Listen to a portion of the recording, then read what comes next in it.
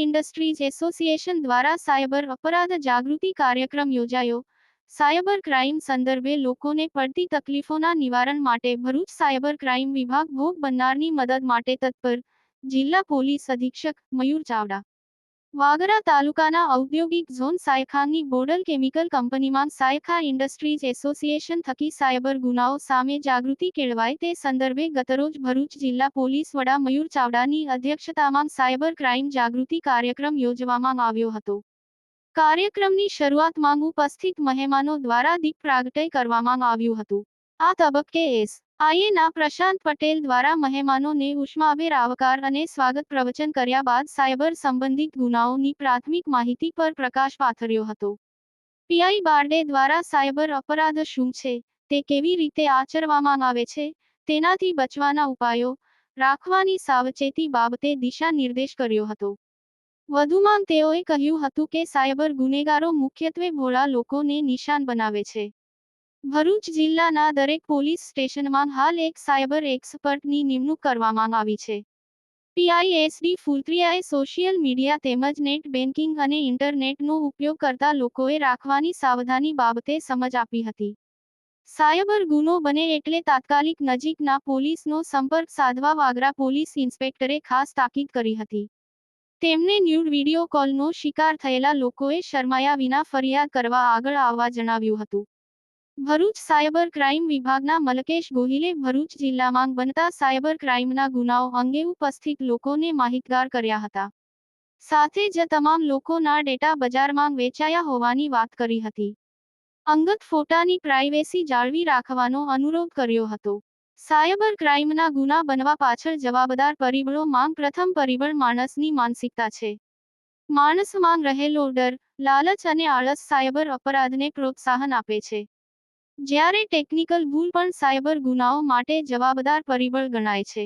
રેન્સવેર અથવા malware hacking થકી પણ સાયબર ગુના આચરવામાં આવી રહ્યા છે। તેઓએ હાજર લોકોને જાગૃતિ અને સાવધાની માટે ટુ સ્ટેપ વેરિફિકેશન અને દર 3 મહિને પાસવર્ડ બદલવાનો આગ્રહ રાખવા તાકીદ કરી હતી। સાયબર ક્રાઇમનો સૌથી વધુ શિકાર ભણેલા ગણેલા લોકો જ બને છે। ડિજિટલ એરેસ્ટનો ફ્રોડ સારા લોકો સાથે બની રહ્યો છે। આર્ટિફિશિયલ ઇન્ટેલિજન્સ, વ્હેલ ફિશિંગ અંગે પણ લોકોને માહિતગાર કરાયા હતા। ભરૂચ જિલ્લા પોલીસ અધિક્ષક મયુર ચાવડાએ ટુ વ્હીલર ચલાવતા તમામ લોકોને હેલ્મેટ પહેરવા અપીલ કરી હતી। કંપની તેમજ કંપની બહાર કર્મચારીઓ હેલ્મેટ પહેરે એનું કંપનીના સંચાલકોને ધ્યાન રાખવા જણાવ્યું હતું। ઉદ્યોગોને CNR અંતર્ગત પ્રોપર રીતે કેમિકલ વેસ્ટનો નિકાલ કરવા સૂચના આપી હતી। સાયબર ક્રાઇમ સંદર્ભે લોકોને પડતી તકલીફોના નિવારણ માટે ભરૂચ સાયબર ક્રાઇમ વિભાગ ભોગ બનનારની મદદ માટે તત્પર છે તેમ જણાવ્યું હતું। આ તબક્કે જંબુસર ડિવિઝનના ડીવાયએસપી ચૌધરી, ઇન્ડસ્ટ્રીઝ એસોસિએશનના ઉદ્યોગકારો, કંપની કર્મચારીઓ તેમજ પદાધિકારીઓ અને આસપાસના ગામના અગ્રણીઓ, મહિલાઓ તથા નાગરિકો ઉપસ્થિત રહ્યા હતા। યાકુબ પટેલ, ભરૂચ। पुलिस जनरली अलग अलग विषयों पर जोड़ाती હોય છે લોકો સાથે અને એ પૈકી એક સેન્સિટિવ વિષય જે એડ્રેસ કરવાનો થતો હતો અને જે આજે અહીંયા મારા સાયબર ક્રાઇમ પોલીસ સ્ટેશનની ટીમે કર્યો છે એ છે cyber crime and its prevention. લાંબી વાત નહીં કરીએ પણ બેઝિકલી અમે જ્યારે કોઈ બી ક્રાઇમ થતો જોઈએ છે તો ક્રાઇમ કરવાવાળો એક વ્યક્તિ હોય છે અને ક્રાઇમનો ભોગ બનવાવાળો એક કે બે વ્યક્તિ હોય છે।